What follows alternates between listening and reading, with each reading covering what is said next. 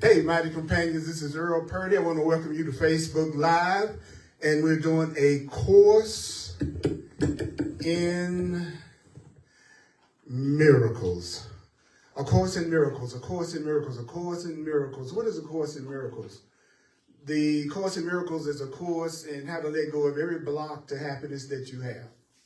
It's a course in how to let go of every fear that you have, every guilt, every sense of shame, any anger, anything that you're doing to block yourself from being happy. The Course in Miracles is about removing that block. And one of the things I love about it, after studying it for, I'm in my 44th year, and it still blows my mind even more now than it did 44 years ago, because it continues to unveil itself at new levels.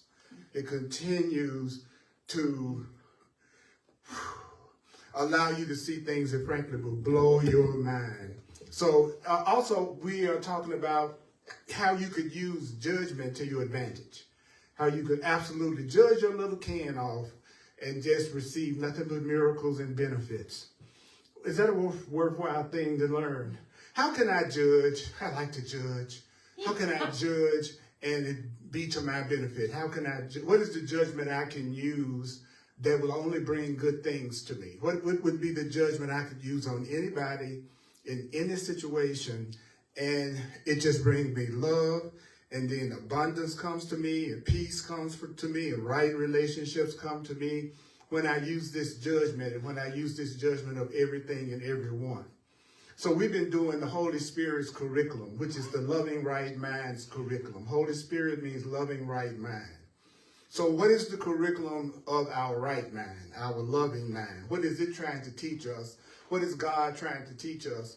And then how does God teach us and judge things? How do we judge in a way that won't block us in any kind of way? Like I said, I'm Earl Purdy. I want to welcome you to a course in miracles. So we're going to be on chapter 12, and we're going to be on page 217, and we're in the Foundation for Inner Peace version of the Course in Miracles. We're in the Foundation, which is the blue book. And we're going to go really deep. Now, my focus is on the practical application of the ideas. So my interest is not dealing with the philosophy and the theoretical issues of the course. My goal is, when I read this book and I finish doing this class today, how can I apply what I heard today to what's going to happen to me the rest of the day, the rest of the week, in the rest of my life? How can I use what I just heard to help me? And so the Course says, well, number one, the Course in Miracles is like, it relates the way a really cool lover would relate. It says, do me slowly. I want you to do it slowly, right? So how many of you all know how to read? Okay, all right, okay. Then the purpose is not to read. The purpose is to integrate, contemplate, realize what we're hearing, because we all know how to read. So that's one of the reasons why the Course in Miracles says, do me slowly, because it gives you a chance to really think about what you just heard, because every sentence is really like that. So what do we need then is the correct perception and the correct attitude to use so that we can get the most out of this. So how can I get the most out of this? Well, I need to, if I want to get the most out of this, what do I need to know? What is it that I need to remember? Well, if you really want to get the most out of what I'm going to go through, and I always encourage people who watch my class, if at all possible, to have your Course in Miracles book handy, because I really want to give you some tips about how to read a Course in Miracles, because sometimes people say the Course in Miracles is really difficult to read, and that's why they don't read it. And it's really so simple, it's hard to read. So remember this, whatever I say today, you don't have to believe it. Whatever you hear the Course in Miracles say today, you don't have to accept it, you don't have to welcome it. Some of the things that I say from the Course in Miracles, you may resist it. May what? Resist it. I may say some things that you resist. some of the things may be hard to believe. I might say some stuff and you feel like, that's Earl, I hear you, brother, but man, that's hard to believe. Okay, you might have that kind of reaction. Some of the things I say may be so from left field that you feel startled. That when you hear it, you go, what? Okay, that's good.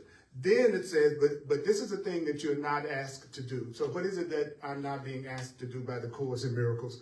It says you're not being asked to judge the ideas. It says you're not being asked to judge the ideas, which I like to add, you're not being asked to analyze. He says don't analyze the ideas. Do not analyze the ideas. Do not analyze the ideas. Do not analyze the ideas in the Course in Miracles. Plus, I want to thank all of you who have been watching online as well as those who are here in person.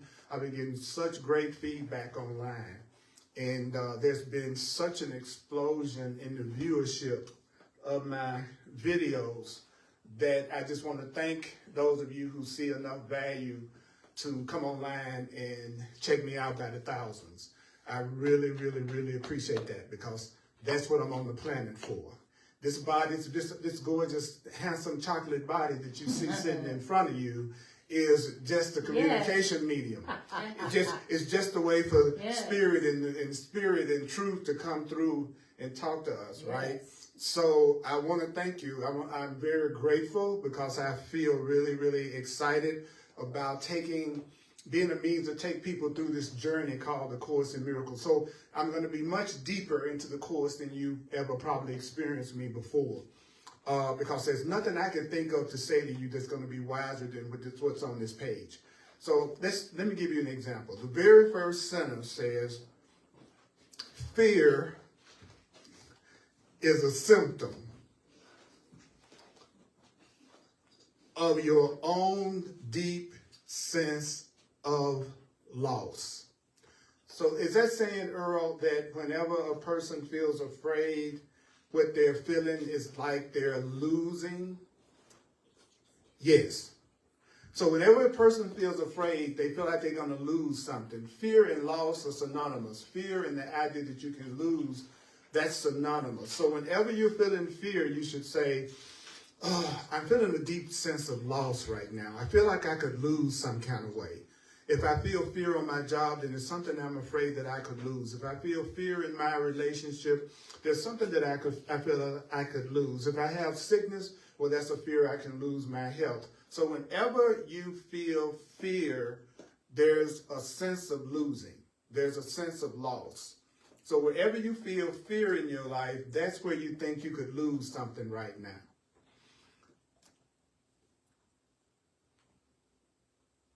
Okay, that pretty much covers every area.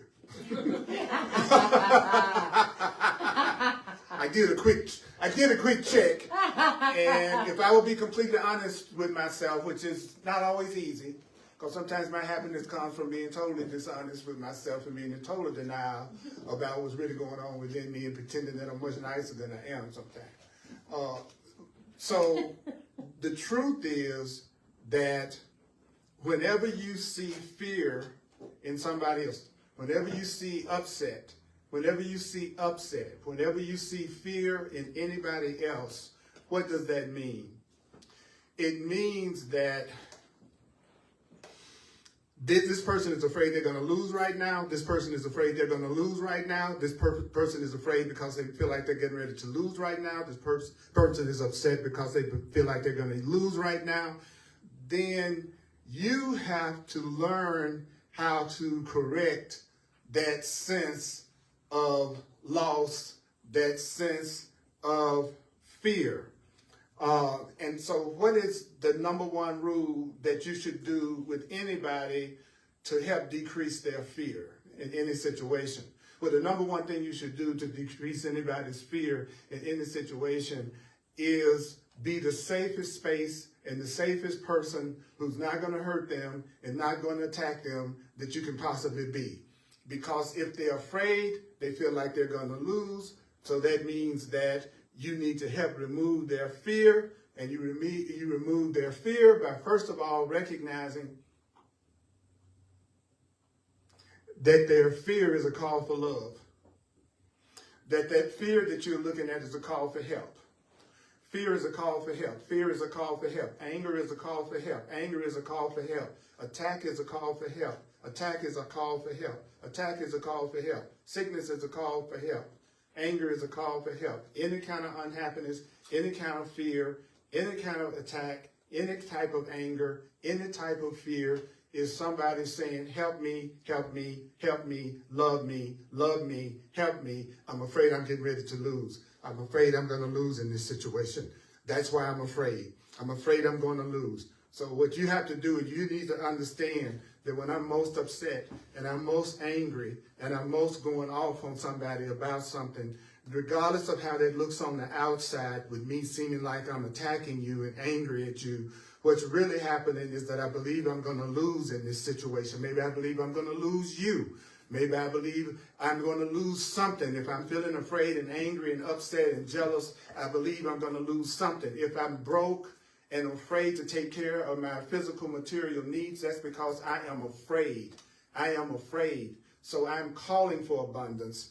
I'm calling for wealth. I'm calling for healing, no matter how big a fool I act.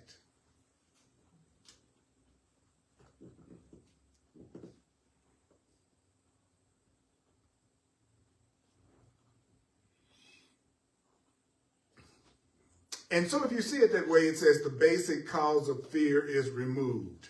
If I feel like I'm going to lose and you show me I'm not going to lose, then by seeing my call for help, by seeing my call for love, then I'm not going to be afraid. And when I'm not afraid, then I no longer feel like I'm going to lose. So you show me the area of a person's life where they're happiest in, and you just shown me the area of that person's life that they don't believe they can lose in. If I'm in a relationship and I know that it's a love, a real love, if I know the relationship is real and I know it's a real love, it would be impossible to be jealous in a real relationship that you knew was a real love. It would be impossible to feel jealousy with someone that you really love. It's impossible to feel jealousy with someone that you really love. It's impossible to believe that you could actually lose someone that you really love. You might lose the form of the relationship that you're in, but you won't lose the content of the relationship if it's real love. We might not be boyfriend and girlfriend. We might not be husband and wife. We might not have that intimate kind of form of relationship that we used to have. But if I love you, I still love you. You can't lose real love. And so when you know that you can't lose, you don't have jealousy and you don't have fear.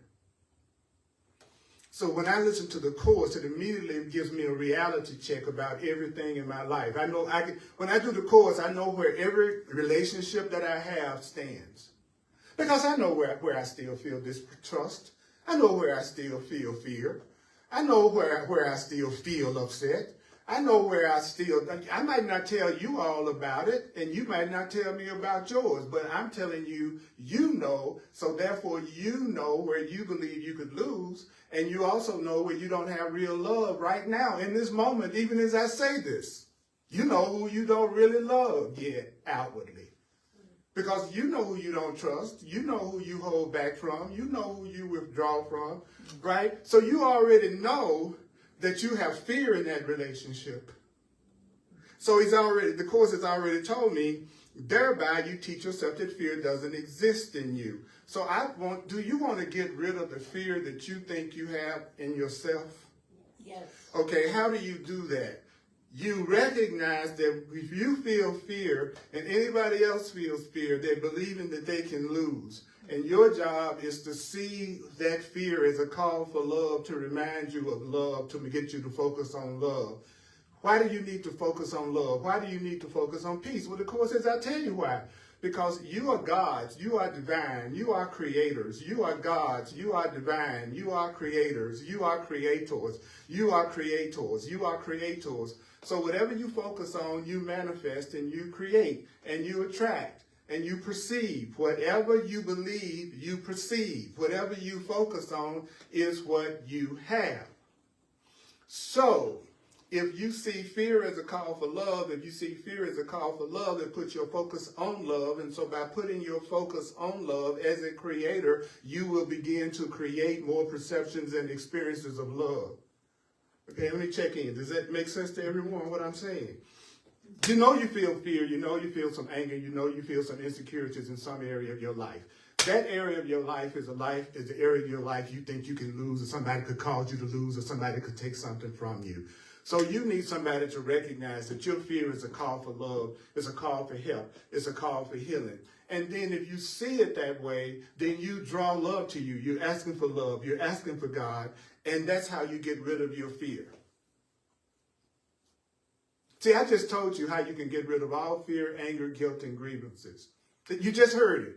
Now, you can come up with other things you want to do, but and the Course says they would work. But the deal is with the Course is that it's trying to save you time. It says you can take you can do 100 years of meditation, it'll work. But you could also see it as a call for love and a call for help and a call for healing. See yourself get that call answered, begin to feel more and more loved and more confident and more appreciated and more safe. And then you would have less and less fear. Since you don't have any fear and you're only radiating love, you'll attract love to you, because the law of attraction is you got to always attract what you are. And you always have to attract what you focus in on. That's what you're going to create. That's what you're going to perceive. So isn't it great to know the means for removing your fear and upset and lack is in you? See, I'm going to tell you something that may sound weird. Sometimes people don't always interpret things the way I mean it. Have you ever had that happen? Okay, so I'm about to say something, but you're going to interpret it the way you want to. So you may not hear this the way I mean it. But I don't want anything about my happiness to depend on you. I absolutely don't want nothing about my happiness to depend on you. Can anybody relate to what I'm saying? Yes. I really don't. I don't want anything about my joy, my sense of being safe or love. I don't want any of that to be dependent on what you do or not do. I don't want my happiness dependent on that. So I love when it says the means for removing the fear is where? In yourself. And you have demonstrated this by giving it. How do I know the answers in myself? Well, I can use a real life situation. Let's use somebody that I know that has a lot of love for me and peace for me. And then I'm going to play the game with them. Okay, so Cheryl, I'm going to do that with you right now, okay? So let's say you are totally and completely angry and upset about something with me. And I feel like I need to see that as you are afraid. Right now you're afraid of me. You become afraid of me. Something about you're telling yourself about me is making you think you're going to lose. So you still feel fear and upset. So if I see what you're doing as a call for love, that puts my focus on love, then I'm not going to attack you. So it's going to help feel safe. Then I also know that Spirit is just asking me to see what you are doing while you're upset is a call for love. And then I'm supposed to ask Spirit, what do you want me to do? Where do you want me to go? What do you want? In other words, I'm supposed to stop long enough to ask my right loving mind, what do you want me to say to Cheryl? What happens a lot of times when people are in arguments and upset, they never check in with their higher self to ask what their higher self wants them to say to the person, right? So the Course is saying, so by me answering your call for love, not attacking you, then that's going to help me recognize that I'm safe. Because let's face it, if you feel safe, then that's going to be safer for me. Right? Because you're much more prone to attack me if you're afraid. So my seeing what you're doing as a call for love, therefore making me not attack and want to be a more safe space for you, is going to make you feel safer, and that's going to make me safer too, so I'm going to be less afraid. So guess what? I removed the fear in myself.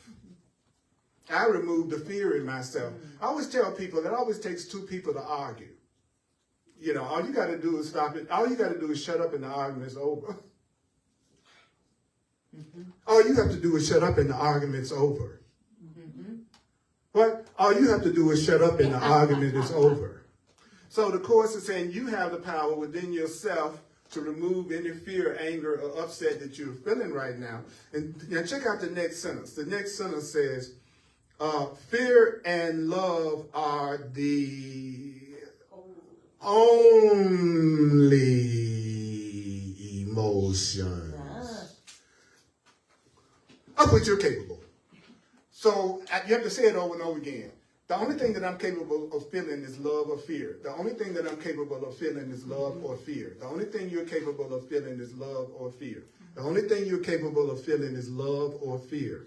You're always only feeling love or fear. That's all you're ever feeling is love or fear. All the other emotions are just expressions of those two main emotions. All other emotions always go back to either love or fear. So you can call it jealousy and upset or insecure. You can call it anything you want, but you're either feeling love or you're feeling fear. Those are the only feelings you're capable of.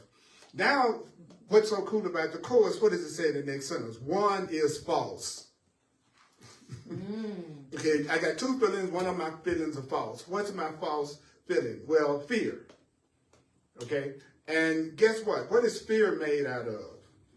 What is fear made out of? You say, well, fear is made out of denial of your reality. So whenever you're afraid, you're in some form of denial. Whenever you're upset, you're in some form of denial. So when you feel fear, you are denying your safety. You're denying your reality. I feel fear of you right now. I feel fear with Cheryl right now, so I'm denying that there's love between me and Cheryl right now. I'm feeling fear with you right now, Cheryl, so I'm in denial of the peace that we have right now. Isn't it interesting that the people that you say you love the most are the ones you get the most angry at? I don't know about you, but my most vicious attacks in my life have always been on people who were the most special to me that I said I love the most. Strangers were so lucky. I'd pass by strangers every day and say, you lucky son of a gun. Because I'm not going to mess with, I don't care who you slept with last night. I don't care what you did last night. I have absolutely no concern about anything that you've done. So guess what, stranger? I'm going to express real love to you because real love is freedom.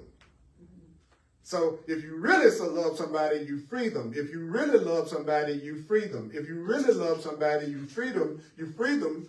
Freedom and freedom. You free them. You really love somebody, instead of saying you free them, you go, you free them. That's what you do. The Course in Miracles says, those you limit, you hate. That's strong, isn't it? Yeah. That's pretty doggone strong. No, Jesus of the Course, come on now. You know, no. Anybody you want to limit, you hate them. Anybody you want to limit, you hate. You would never want to limit someone you loved. You would never want to limit someone you loved. You would never want to limit someone you love. You only want to limit people you're afraid of. You only want to limit people who you hate. You only want to be in control of somebody that you feel like you really could experience hate and fear with. So jealousy is hate.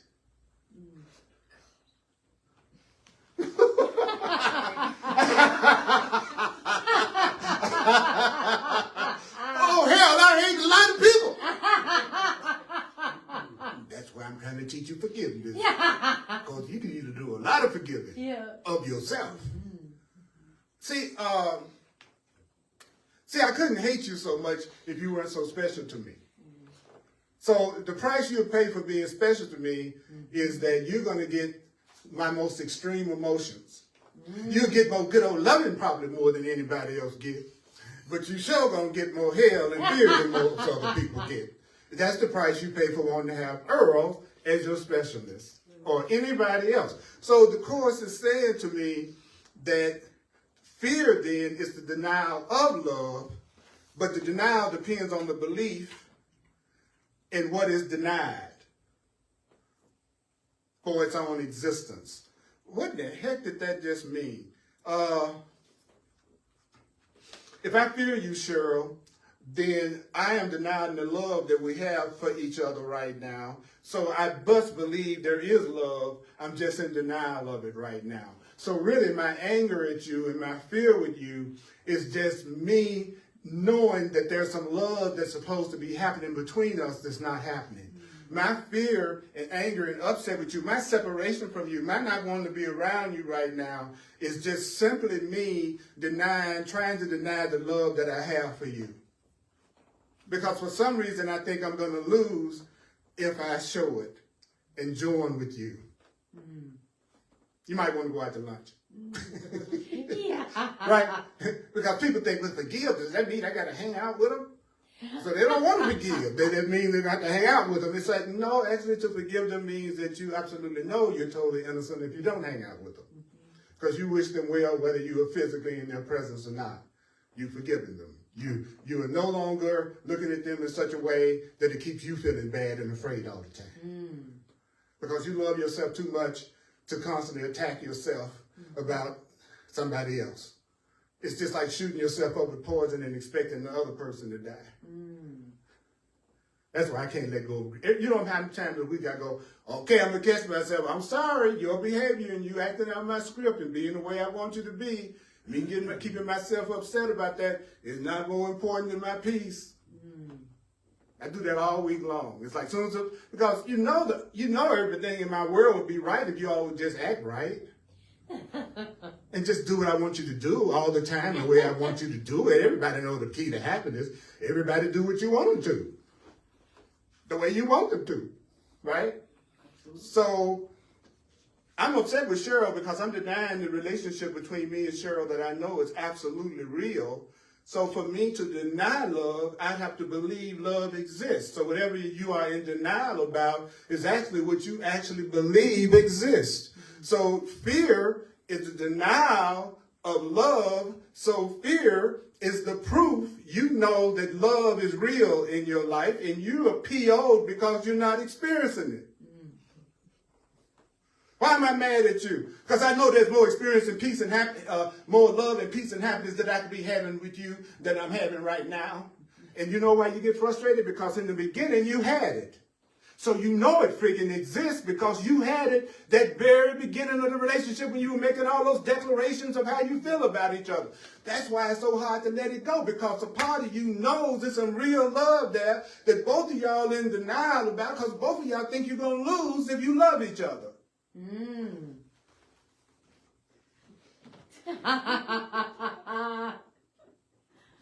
Yeah. And this goes for friendships too. Relatives. I'm not just talking about romantic relationships, right? So then, because if I'm going to teach this book, it's going to have to be practical to me. I'm going to have to see how I can use this to work the rest of the day. But at first, I have to go through sometimes the depressing experience of seeing how unloving I am, or how afraid I am, or how unreal relationships are that I thought were real. And that's when many people bail out of the spiritual path, is when they get that first experience of being out of denial and having to really admit the reality of their relationships. Because the only reason they've been able to stand them is they've been pretending that they were realer than they are. That's how you stay together. I know he choked you, but that just means he loves you. Right? I wouldn't, if I didn't get jealous, that's why you know I love you, is because I'm telling you what started happening to me in my relationships was like, I wanted to practice what the Course in Miracles was saying, right? So I wanted to give everybody in my experience in any kind of intimate relationship the freedom to do whatever it is that they think that they need to do and they want to do, and still have my love. I don't put no limits on what they do with their body, what they do with their mind, what they do with anything. I don't have any limits. I won't put any limits on you in any way. And I'm not going to attack you for what you do. And I'm going to try as much as I can to remind you that you're innocent no matter what. Do you know how that comes off to most people who don't know what love is? That comes off as, I don't really care about them. Can you see what I'm talking about? The fact that I don't try to change you, don't try to control you, don't try to make you do anything, don't attack you, support you. It's going to seem like Earl's doing nothing, but actually he's giving you unconditional love. So what happens with people who don't know what real love is, they actually think you don't love them, and they go the other way.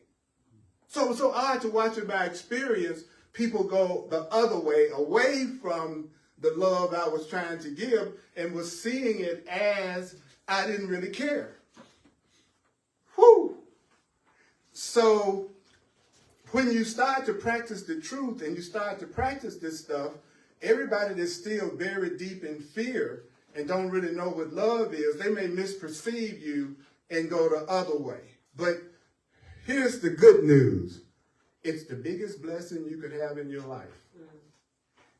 Is when someone who doesn't know how to love you decides to leave you. The cruel person is the person who doesn't love you and they stay there. And they even celebrated as the 50th anniversary. Sometimes you go to those anniversary celebrations and the two people that's been married for 50 years, they sit up there like this. You don't see him go, yes, Molly Mae is my woman. 50 years later, every time I see her, I thank God for 50 years with you, baby. I've never been to one of them celebrations and saw nobody do anything remotely like that.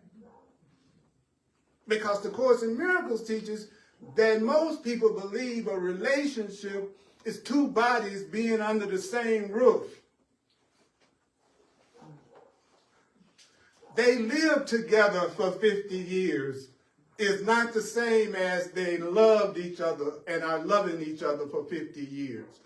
Because they have fear of losing, they might not separate. Or because they have fear, they could study the Course and go, wow, what I see going on right now is a big call for love. And I promised you that I love you and I wanted to help you get past your fear because I love you. So what can I do to help you? How can I support you? What is it that you are feeling afraid about? And guess what? You can share whatever you want to share about me, any way that you want to say it. And I promise to the best of my ability, and I'm pretty good at this, I will not attack you. And that's the way I am in my relationships. Never been less popular. But I was crazy and selfish. I remember I had my first 30th surprise birthday party. I was so unconscious at 30. I thought I wasn't, though, because I had been in Utah about 7 or 8 years by that time. But I realized I certainly wasn't as conscious and as loving as I am now. Okay? Mm-hmm. It must have been easy. 100 people showed up at that birthday party. Easy. I could do it now. Probably be lucky to see 10, 15.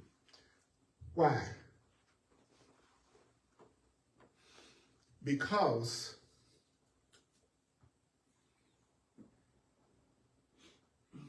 I'm turning into something else, and while you're turning into something else, you don't have as many people around you as usual.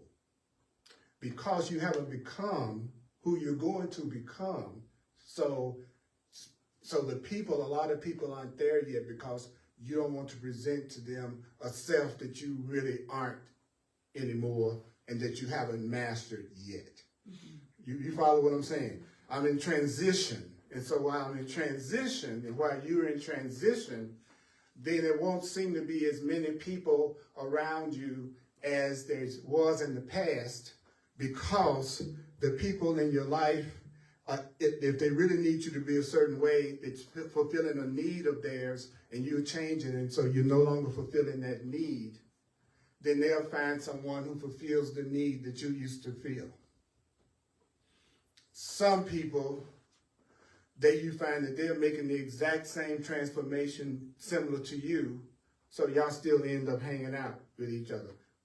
Hint, Cheryl, for instance, that I've known for 25 years, yeah. Right? And she can tell you that, we must be going through a transformation that's similar because we're still in each other's physical presence and each other's physical reality. And then there are a lot of people, in my experience, that I no longer fulfill the need that they needed me to feel, and they replace me with somebody else, which is their latest person, a friend or whatever. And then some people, when you're in transition, you have to choose out of the relationship with.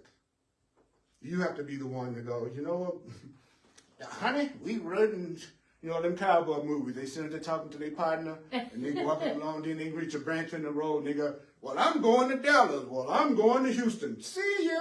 Still friends, but now they're no longer traveling together. So if I have fear, then I believe I'm going to lose when that relationship changes form. And when I have love, I feel like I'm going to be okay no matter what. Even if the relationship isn't there anymore in that form.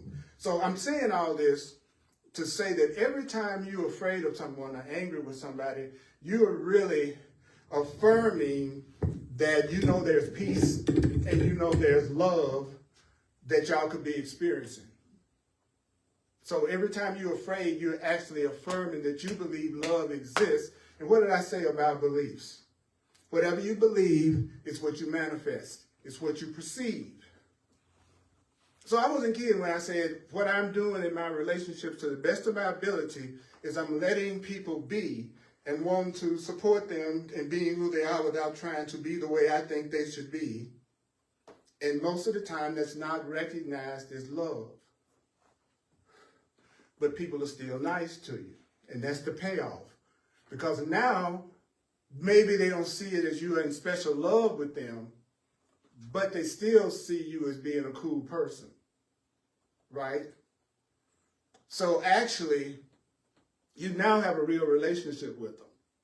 Because they don't have as many scripts for you anymore, and you don't have as many scripts for them anymore, so you all don't have a lot of grievances that come from not acting out each other's scripts. And so you actually are safe to be around. And that part of you that needs specialness, the Course in Miracles teaches that your higher self, the Holy Spirit, will take care of that need to have specialness, which it calls a foolish need. Okay, you think you still think that you're not loved unless somebody treats you special. Okay, we're going to give you somebody that loves you and that treats you special. There's only one rule for a higher mind to give it to you. There's only one rule for love to give it to you. You cannot use this special relationship or special friendship on behalf of taking you further into ignorance, further into fear, and further into unhappiness, and further into separation. I'll give you that boyfriend, but you must not, you will not be allowed to use them for unhappiness.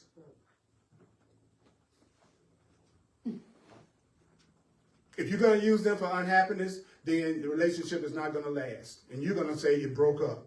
But the truth is you all wasn't using the relationship for what the divine gave you the relationship for. And so the divine loves you too much to let you stay in that relationship because you deserve more peace than your buddy is willing to even give yourself because you don't love yourself enough to get out of a situation where you're not being appreciated.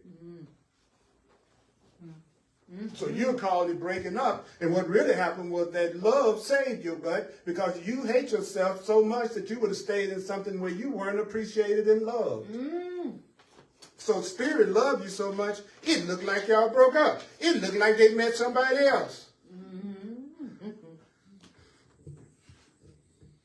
And so you get to the point on your spiritual path that you see your ex with somebody else and they seem happy and you walk up and go, wow, I think you are so fortunate for having her. She's a fantastic being. I'm thankful for any time I've ever known her. And more than anything, I want you all to have total peace and joy with each other.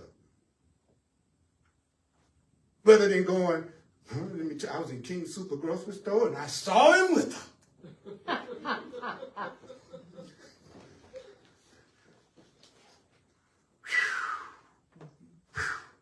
Making this practical. Then it says, now this is what I call one of them Course in Miracles sentences that'll blow your mind because it's so deep. Okay, he says, by interpreting fear correctly as a positive affirmation, I want you to start seeing fear as a positive affirmation. I feel fear all day. I felt a positive affirmation all day. I felt a positive what do you mean you want me to see fear as positive? I want you to see fear as positive. I want you to see fear as positive. A positive what? A positive affirmation. A positive affirmation of what? That you believe in what the fear is trying to hide. I'm going to say fear is a proof I think love is under there that I'm hiding from myself. And so if I see fear, I use fear to try to hide the love. But now I'm using fear to remember the love, then I've just rendered fear useless. In other words, if fear is trying to hide your good from you, your happiness from you, your fun from you, your joy from you, but you see fear as just a mask that's trying to hide your joy, hide your happiness, then the fear doesn't have any purpose anymore, because the purpose of the fear at first was to keep you from being aware of how much love you have and how much love is available to you. That's what the purpose of fear and anger and upset is, to hide its opposite. So when you're angry, the purpose of anger is to make you think you can't have any peace. When you're broke and you think you're experiencing lack, the purpose of lack is just to make you think you don't have any abundance. But you know you have lots of wealth and abundance. That's why you're so upset about being so broke or poor. Because there's a part of you that knows that is not your natural state. That as a child of God and a child of spirit and a glorious divine being, you shouldn't be worried about whether or not you can pay your utility bill. There's a part of you that knows that, and you're upset about that because you know you have wealth and prosperity and abundance that exists that you are hiding from yourself.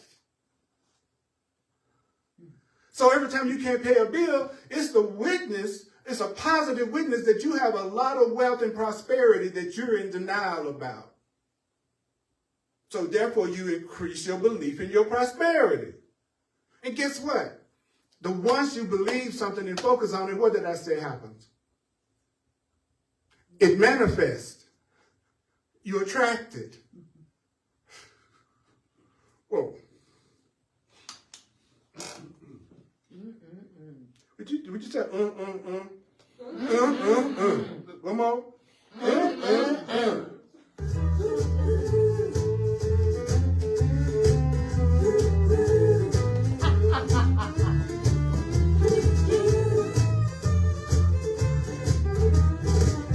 Cause and effect. What you give is what you get. What you sow is what you reap. It's a law like gravity. You may think that what you think has no effect at all. What you give is what you get. It's a law. Cause and effect. What you give is what you get. What you sow is what you reap. It's a law like gravity. Sow your seeds on fertile ground. Storehouse will have plenty. Keep your love to yourself, and you won't have any. Cause and effect. What you give is what you get. What you sow is what you reap. It's a law like gravity.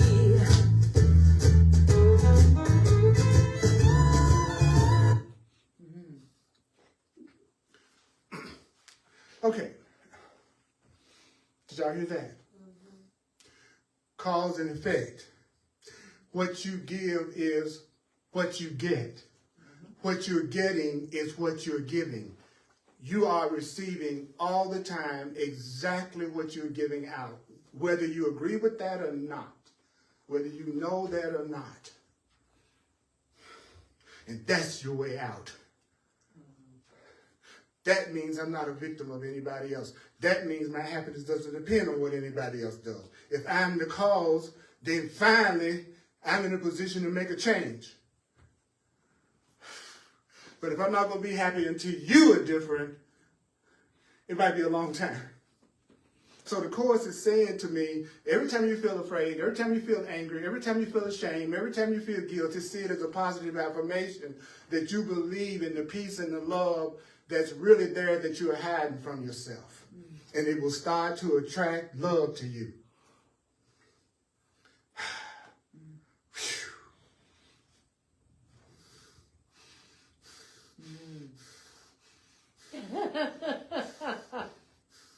You're working us today.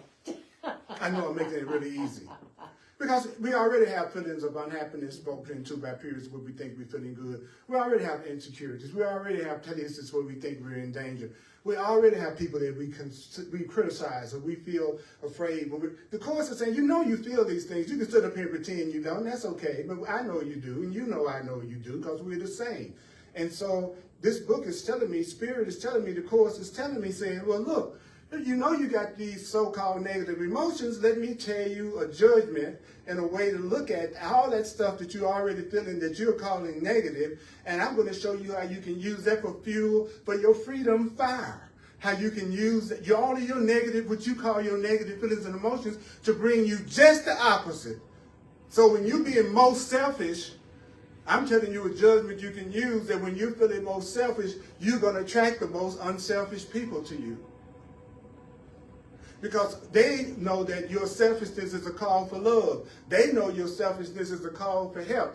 They know that if they use you to remind them of the truth, it's going to bring more good to them and you. So they're walking around looking for stuff to forgive. Oh, you mad at me? Damn, what a lucky day. All right.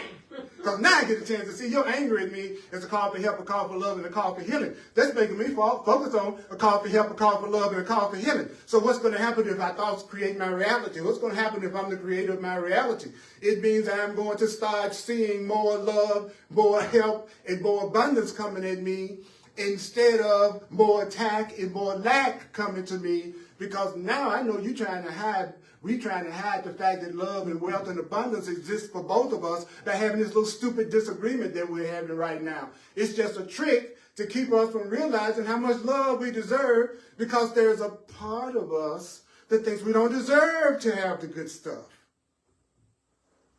So I'm walking the world thankful for all these opportunities I get to see things as a call for love. Nobody really wants to be special to me, so not special enough to me to want to treat me equally special. So nobody, in other words, there's never been a period in my life that there's been less angry, upset people with me.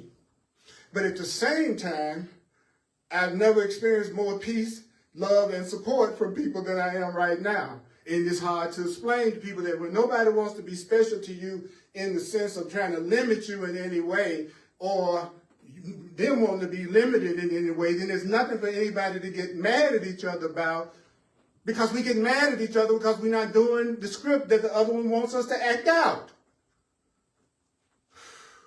All of my anger and upset with my ex would have been nothing, but they didn't act out the script that I wanted them to act out. They didn't act out the script that I wanted them to act out. That's why I'm mad at you. That's why I want to leave you. That's why, because you won't let me totally control you. You won't let me totally control you. You won't let me totally control you. You won't let me limit you. You won't let me define what you can do and what you cannot do. You will not allow me to use you just to make me happy. So now I'm quitting you, I'm mad at you, and you are selfish. And what would a conscious being do? A conscious being would go, oh, she's jealous, she's mad, she's upset. Great.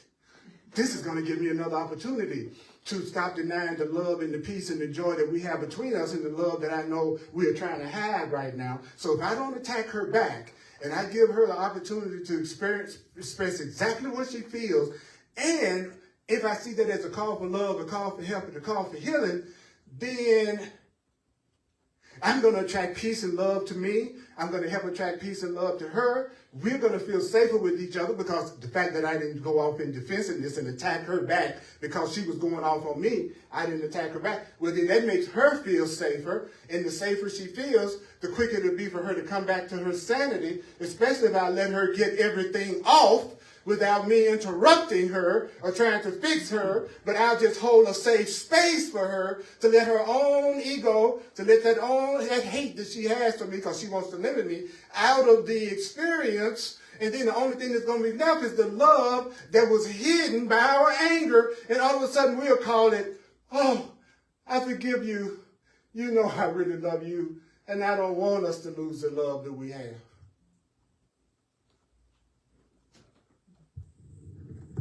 And I get a chance to do that whenever I'm around anybody that's upset for any reason or upset with me for any reason. I get a chance to bring some good stuff to me. So what kind of person do you want to look for at that point? When you reach more of this level of consciousness, what are you looking for in a relationship? Good question. What am I looking for after 40-something years? I'm always wanting an equal. Someone on a similar level of consciousness, someone who shares my purpose, someone we have the same purpose. Not only someone we have the same purpose, but someone that shares the same purpose, that you all are willing to recognize you're not perfect in your expression yet, and you still have some fear, and you're going to use your relationship to free each other, which means help each other let go of the blocks to love and help each other see each other as innocent. So that's not saying that I might not have my call for help come up as jealousy, but what it does mean is I want to get past this jealousy, and my long-term goal is not to limit you in any way and to support your freedom and who you really are. See, I know what the person would say to me that's supposed to be the person that I'm most intimate with, would always be the person that I have the least amount of fear communicating who I am with. Anybody I have to hide myself from, any part of myself, I know we still have some fear and some blocks between us, and we haven't gotten to the point that we love each other yet. So since we're not loving each other yet, that means we still might make some mistakes with each other and create some misperceptions. So I'm not expecting our relationship to be perfect. So therefore, when you do make a mistake, or I do make a mistake, we can forgive each other quicker because we realize that it was not a perfect love from the very beginning, that we had a denial going on because sometimes we would have fear and upset going on with each other. I know what I'm looking for. I know what they're going to say. I know the kind of attitude that they're going to have. So vision is your ability to see how something's going to turn out before you even get in it. I said it again. You get in a relationship with someone who you don't feel appreciated by, or who doesn't recognize you, or who doesn't know how to handle upsets and separations that happen in a relationship, then you already know you're going to be in a relationship that you're going to give yourself a lot of cause for love in. You know that from the very beginning. Especially if the only thing that's holding you to that person is your attraction to their body and the attraction to how they look or what physical material thing they have. That means you haven't even taken their mind into consideration. You haven't even taken who that really is into consideration. And so you know that you don't have a real relationship because there's nothing in it that's based on oneness and communication and having a common purpose. Because you've been denying the love. And how you know you've been denying the love? Because there's fear there. There's not complete trust there. If you want to find out how you feel about somebody, tell yourself this. Love is total, complete trust. That's another big test. You cannot say you love me and you don't trust me. You cannot say that in the same sentence, that you love me but you don't really trust me. How do I know you don't trust me? How do I know you don't trust me? How do I know I don't trust you? Because we're afraid of each other. We have secret, private thoughts that we don't share with each other. So that means there's a whole nother you that I don't know anything about. And that other you that I don't know anything about, because you're afraid to share with me, it could pop out unexpectedly and freak me out. I didn't even know he could twerk.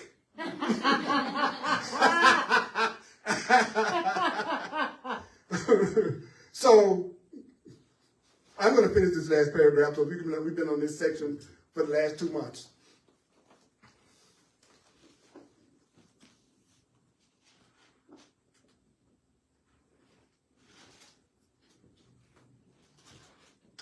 Defenses that don't work are automatically discarded. So if your fear no longer has love, then your fear is going to be discarded. If you raise what fear conceals to clear-cut, unequivocal predominance, fear becomes meaningless. If you will raise the love to predominance, your fear will become meaningless. If I keep wanting love from you and peace with you, then whatever fear we have is going to become meaningless. Why would your fear become meaningless? He says, well, it becomes meaningless because you denied fear's power to conceal love. That was the only purpose of any fear, is to hide the love. The only purpose of any anger is to hide the peace. The only purpose of any sickness is to hide your health.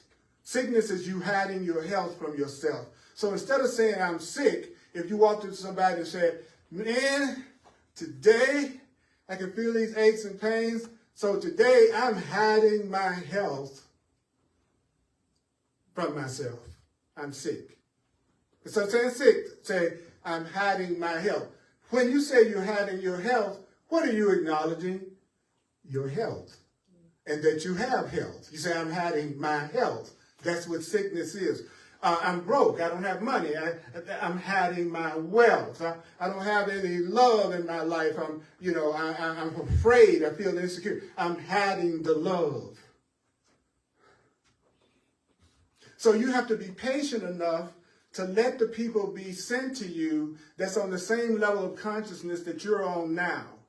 And not betray yourself by trying to go back to what you know already doesn't work and is not where you used to be. Because in that bored kind of period, when you're wondering what's going on, that's when you're going to have the biggest temptation to go back into where you just came from again. But if you stay patient, then you will start to attract and draw to you the people that are on the level that you are on now, and they will be 1,000 times easier to get along with and 1,000 times easier to be with, because they are coming from where you're coming from, and you're coming from a more conscious place than you've ever come in your life. The upset in relationships comes from unequals getting in a relationship with each other. Mm. You want your equal. Miracles happen in a relationship where you feel like you're not teaching that person because they don't know as much as you do, so you're trying to raise them to the level of consciousness you're on. It's somebody who also wants to see things as a call for love just as much as you do. They want to recognize that their fear is nothing but a denial of love as much. You want somebody who believes that their thoughts are creating their reality and ready to take responsibility for themselves just as much as you're willing to take responsibility for yourself and recognize that your thoughts create reality. If you want an equal, you want someone who would just as quickly say to you, I love you, I appreciate you, you're awesome, as you would say, I love and I appreciate you and you're awesome. It wouldn't be nobody that you're saying, I love and appreciate you and you're awesome, and they're looking at you like you're crazy. Mm.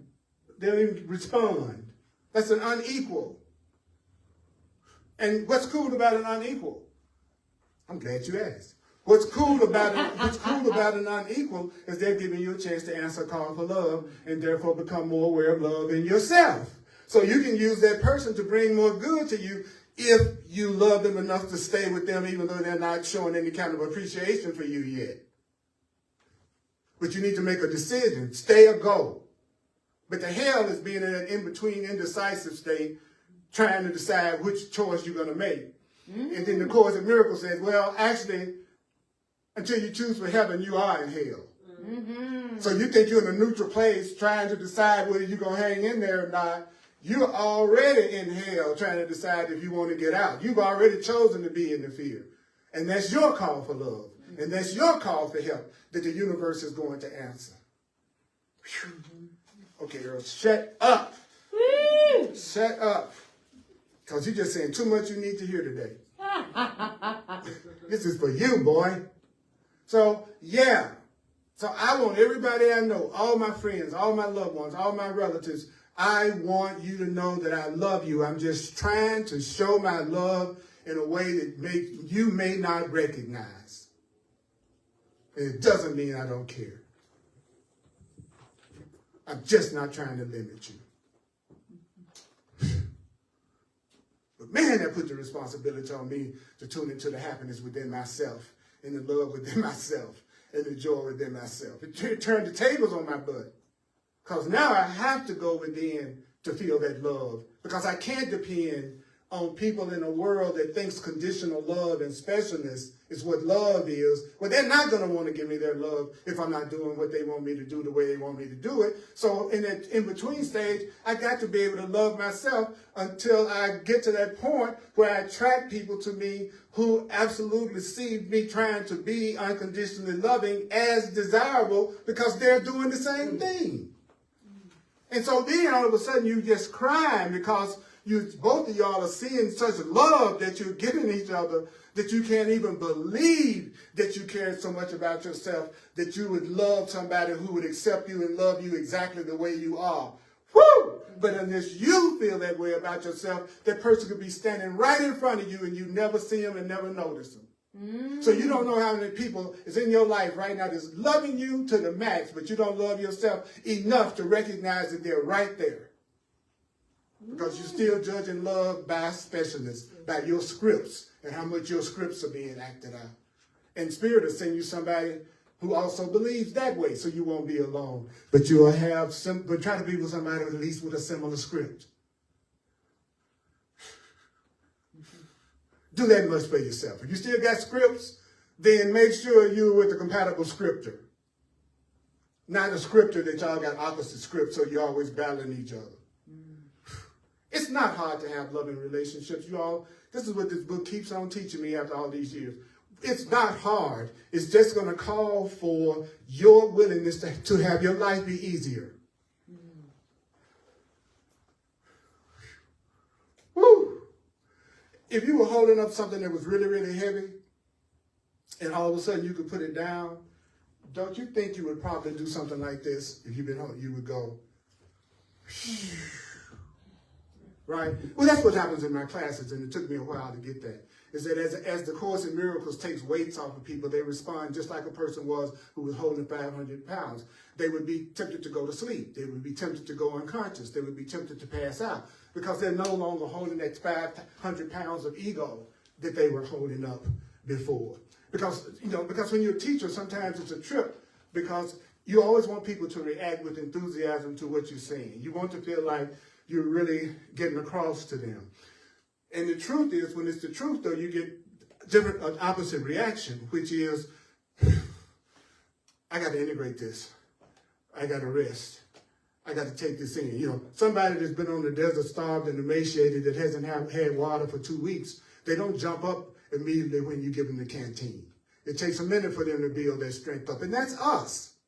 We're getting the answer, and we're the ones that's on the desert. So we don't jump up and down about the truth the way we would about a basketball game or a movie or gossip. You know what I'm saying? The world is stuff we know how to jump up and down and get excited about. But being completely freed from everything that's ever caused you pain and being told that you're innocent and that you'll always be loved no matter what, especially when you don't think you can pull that off yourself yet, it's hard for you to believe. So my job is to get out of the way so love comes through me that's more than you think you deserve, and let go of my script about how you should react to that. And that's going to be your test. Until you do what? Draw the people to you who are just like you, who recognize the love, and they'll give you so much acknowledgement and so much affection and so much appreciation that it'll test your ability to receive.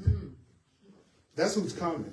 The ones that love you and appreciate you so much and see you so correctly that you'll be tempted to wonder if they're even sincere. That's what's coming. If you don't crap out and then try to go back to your past and try to do something that you've done before or somebody you've done before one more time. So let me pass my donation bag around.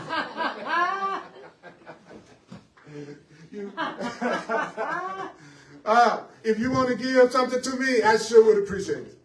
But if you don't, I totally love you, okay? It's cool. If you're online, and I'm a full-time teacher of the course, if you'd like to make a financial expression of appreciation, I would surely appreciate that. And you can use, I'm going to make it easy. You can use Venmo, the Cash App, PayPal, Zelle, or Square. All you need is my email address. Earl Purdy at earlpurdy.com. Earl Purdy at earlpurdy.com. That's my email address. I'm also available for one-on-one sessions. I'm available for one-on-one personal sessions. I'm available for one-on-one personal sessions addressing your issues, your problems, the things that you want to change and see differently or do differently. That's called a clarity session. You'll go to my website, www.earlpurdy.com, earlpurdy.com, and you can self-book a session with me right from my website.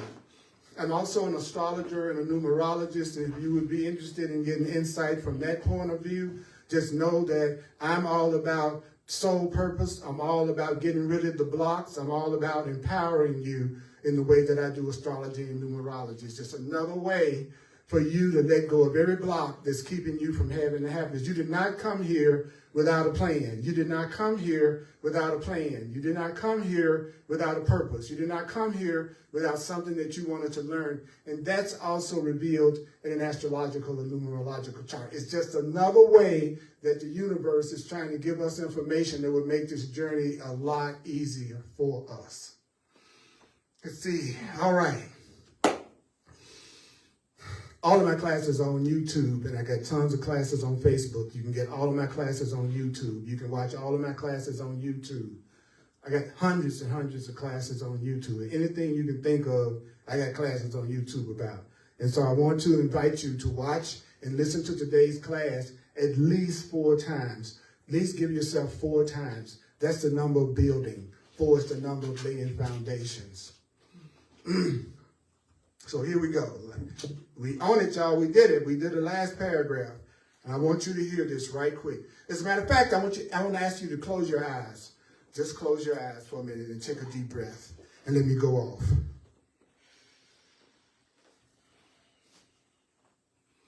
So what's going to happen? Well, you're going to see every time somebody's upset with you, that's just another opportunity for you to attract love and prosperity and abundance to yourself. And so you're not going to let your fear, jealousy, insecurity, upset hide your good anymore, hide your love anymore. So you're going to let that veil across love disappear. Now you learned, and you're learning how to let all your lack and fear disappear. So do you want to look at love? Because love is this world's reality. So how could you do better than for you to recognize that every defense you have against love, through any fear and upset that you have, anything that you're doing that you're ashamed of, that's simply your appeal for love. You're saying, love me in spite of my shame. Love me in spite of my fear. Love me in spite of my selfishness or my anger. I no longer want my fear to conceal love. So how can you better learn of the reality of love than answering the call for love? And all you have to do to answer the call for love is just to recognize it's a call for love. The way you answer call for love is to recognize it's a call for love, and then ask Spirit what it is that it wants you to do. And if Spirit answers you, this is what Spirit is going to say in one form or another. When you say, well, how do I answer that call for love? You might be asked to do nothing physically at all. Or if you are asked to do something to answer a call for love, it would be something that you're willing to do and able to do. It would be something that you're willing to do and you're able to do, and it won't feel like a sacrifice for you to do it. When God tells you what to do and Spirit tells you what to do to help somebody, you won't feel like it's a sacrifice. You won't feel like it's a sacrifice. You won't feel like it's something that you're having to do that you don't really want to do. You're not getting an answer from Spirit if you feel like what you have to do to help somebody is something you don't really want to do. It's not like if you don't do it, the universe cannot still get that done.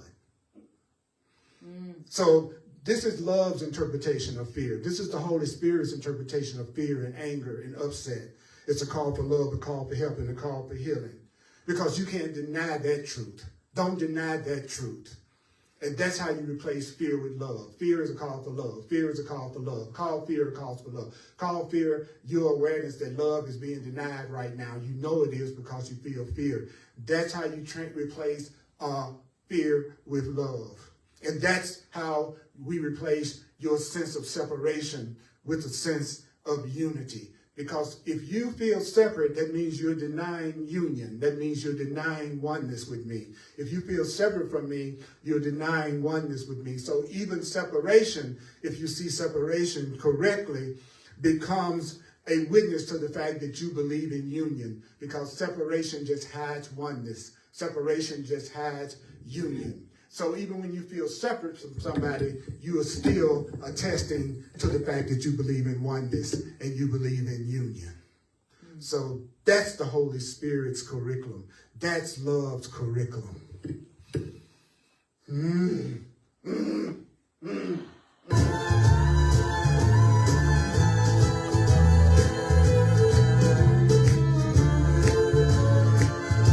then you jam it up, you go, fear is a call for love.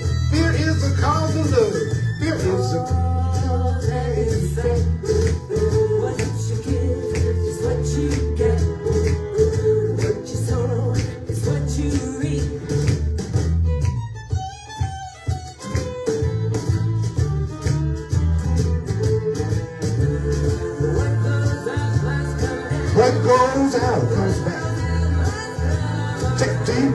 breath. I know it's intense. Take a deep breath. Take a deep breath, because your ego has taken a big blow today. Just embrace it. Just embrace it. Cause and effect. Da-da, da-da, Cause and effect. da-da, da-da. Cause and effect. What you give is what you get.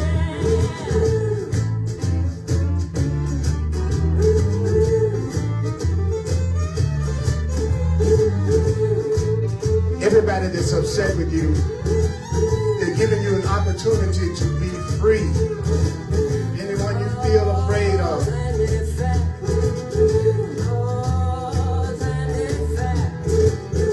Cause and effect. What you give is what you get.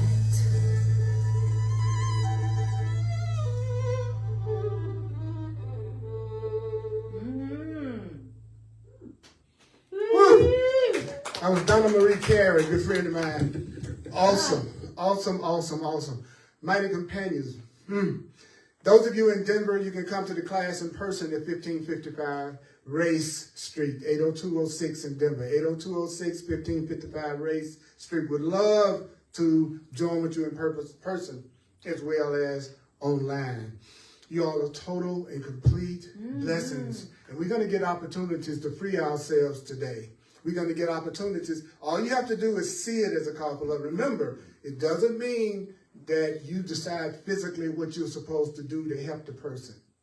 It means you're going to ask, if at all possible. And if it's something that Spirit is telling you to do, how can you tell? It'll be something you want to do. You won't feel like it's a sacrifice. And you'll be able to do it. And you'll be able to do it now. That's how you know. That's how you know. Oh, it's your ego, the wrong voice that's telling you to help. If you're doing, oh God, all right, let me pick you up at 5 o'clock. You don't really want to pick them up at 5 o'clock. It's not even God that's telling you to pick them up at 5 o'clock. And all you're going to do is make yourself more frustrated, more angry, and more afraid, because you'll be doing something that you think you should, but you don't really want to. So if you find yourself doing it anyway, because we're so used to being manipulated by guilt, then that's your call for love, and don't beat yourself up about it. Just realize that what you really are being told to do by Spirit would be something that gave you a sense of fulfillment and joy. And that's the truth. So you need relationships that remind you of that. See, that's what a holy relationship is. I need to be with somebody that's reminding me of this and also loving me up. All right, y'all hear that?